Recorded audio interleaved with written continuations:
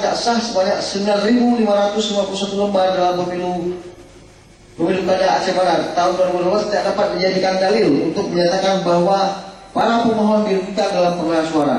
Oleh karena sifat pemilu yang rahasia, memilih di dalam bilik suara, maka tidak seorang pun bisa mengetahui suara yang berasal dari pemilih yang mana dan dinyatakan tidak sah. Dalam begitu,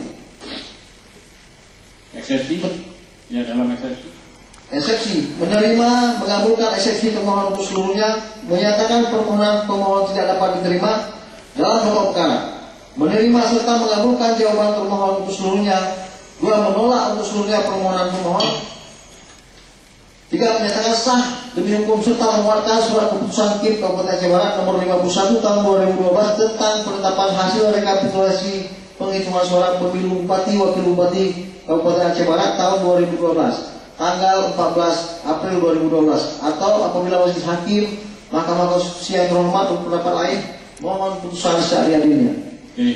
Terima kasih yang mulia. Yang lain dianggap dibacakan sama dengan permohonan kemarin ya. Berikutnya pihak terkait. Nomor berapa ini Pak Calonnya? Nomor 8. Ya. Silakan, intinya apa yang mau saudara bantah? Terima kasih saja. Terima kasih Dr. Majelis. Sebelumnya saya sebagai kuasa hukum dari nomor 8 arti ada Indonesia hari ini akan membacakan. Kalau usah dibaca intinya saja, itu sudah kita baca juga.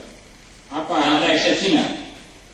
Permohonan para permohon tidak menilai sanding karena permohonan bahwa permohonan yang diajukan pada tanggal 27 April 2012 di mana salah satu pemohon yaitu nomor urut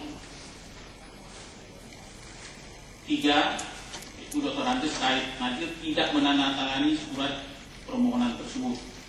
Kemudian pemohon nomor urut 7 yaitu Dr. Andes Saminan MSc juga tidak pernah memberikan kuasa kepada advokat Abdul Haris dan kawan-kawan, sehingga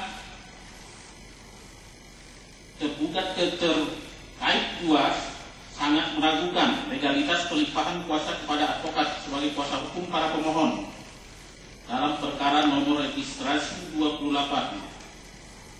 Maka dengan demikian surat permohonan para pemohon tidak memenuhi legal standing karena tidak memenuhi ketentuan pasal 3 dan pasal 4 peraturan Mahkamah Konstitusi nomor 15 tahun 2008 tentang pedoman beracara dalam perselisihan hasil pemilu